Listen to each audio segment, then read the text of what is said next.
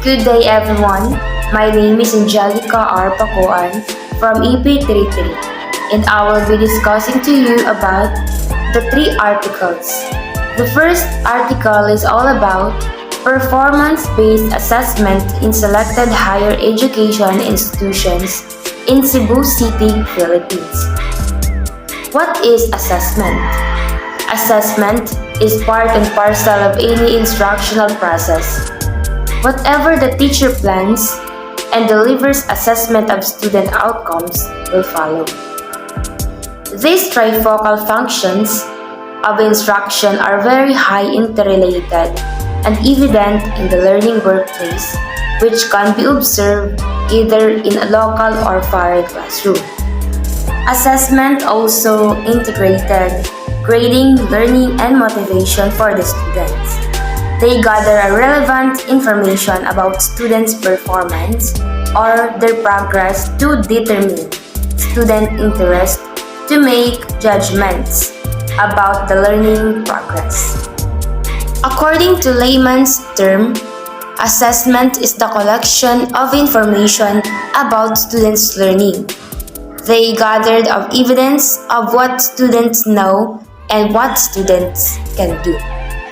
Further, often defined assessment as a process of determining students' performance to test whether learning has taken place in the classroom. It also involves a broader scope and unlimited label for the measurement techniques a classroom teacher utilizes.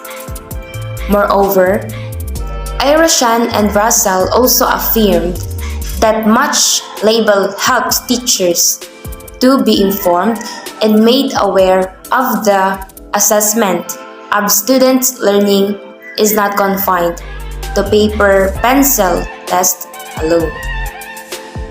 Teachers view assessment as a comparison of students' performance from a given criteria. Students, on the other hand, perceive assessment as a room for improvement and an avenue for further learning. Once assessment is done, the feedback on performance should be provided to identify the strengths and weakness, thus monitoring students' learning.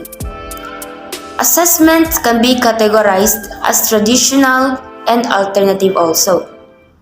The traditional assessment is commonly called paper and pencil test, developed by the subject of the teacher or any licensed testing agency. According to Macmillan, on the other hand, stressed that alternative assessment is based on different philosophy and goals to provide a stronger link between instruction and assessment, making learning more significant. It also includes a paper presentation, debate, defense, or investigatory projects, and other oral discourses. It also serves as the substitute to traditional assessment. With the introductions of these two types of assessment in the academy, educators and other advocates of learning have been clamoring on what type of assessment is effective to use in the classroom.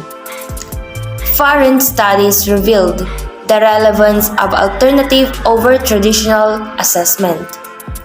Others even opted to have alternate assessment as their form of assessing student learning. From the local perspective, the use of both types of assessment remains as a controversial issue in academic discussion and debate.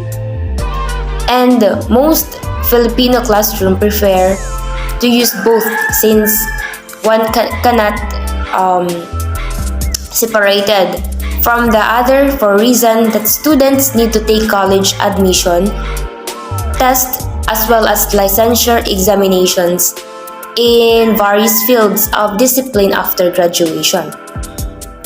This evident is content courses while skill-related subjects adopt alternative assessment as their form of assessing students' learning and performance.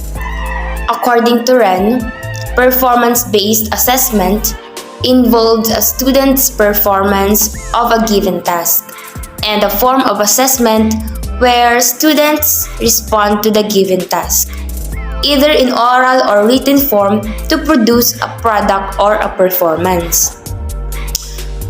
Irishan and Russell reiterated the performance-based assessment is skill demonstration, where products such as research projects, essays, artworks, or performance including oral presentations, debate and poems are integrated to real-life situation. And such of performance requires students to showcase their complex skills and avenue for metacognition enhancement. For the products as outcomes, in addition, PAM also pointed out that the performance-based assessment is viewed as having better possibilities to measure complex skills and communication, which are considered important competencies in today's classroom. Performance-based assessment is a task assessment which elicits an original or authentic response constructed by the student. Quitter explained that the assessment process is observed and judged by the both students and teacher using a skill-focused rubric. With performance-based assessment, the teacher and the students should have agreed that the scoring rubrics to use to meet their intended expectations. The development of performance-based assessment as posited by Moskal involves a general process that has been described by a number of authors. This process includes defining the purpose, choosing the activity, and developing the score criteria. Those purpose involves identification of concepts, knowledge, and other skills that will be enhanced. As observed, teachers need to be guided with some concepts as they identify the possible learning objectives to consider. This includes the cognitive, social, affective, and metacognitive skills that students need to develop. For the cognitive skills, students need to enhance both their oral and written communication skills, and also their ability to solve mathematical problems and probe scientific concepts integrated with their daily lives are also considered in cognitive skills development.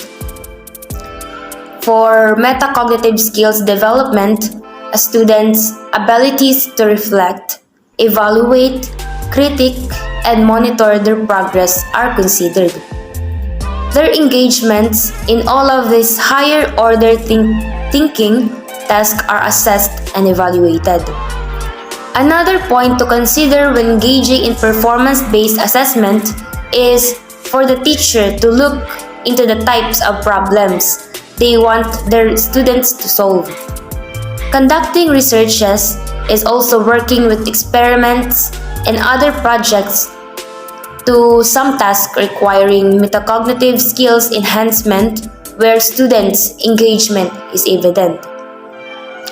Application of concepts and principle should also be considered. That includes students' understanding of cause and effect, relationships, and application of principles in daily life. So let's move on to the materials and methods. This study utilizes a qualitative content and analysis where an interpretation of the content of text data was used. According to Pathon, qualitative content analysis involves data reduction and sense making for the identification of emerging meanings and patterns.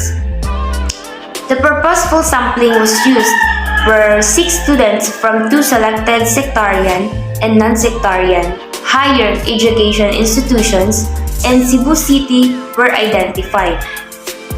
A researcher also made interview guide was used as basis in conduct of the interview from the identified key informants.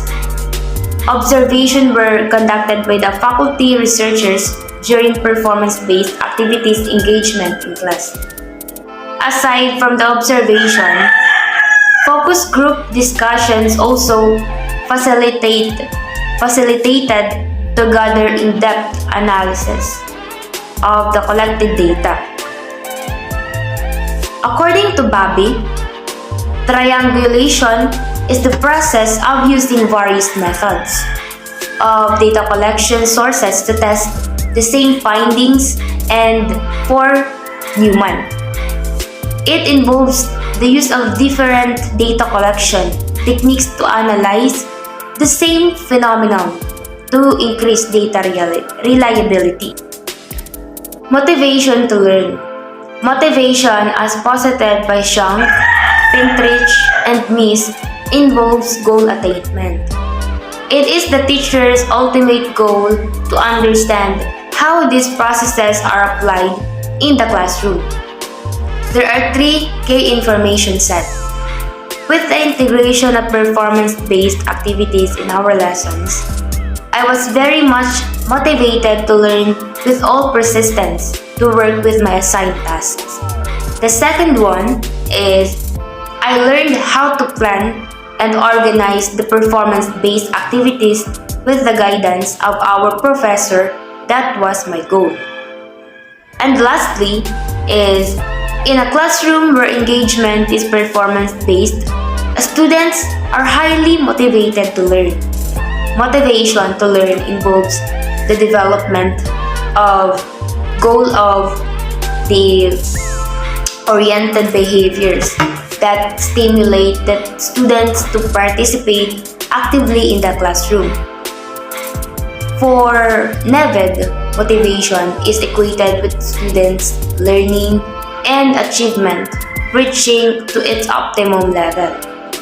Students are highly motivated to learn to the lesson if they believe that their engagement in performance-based activities will help them to learn more. And lastly, the conclusion and recommendation.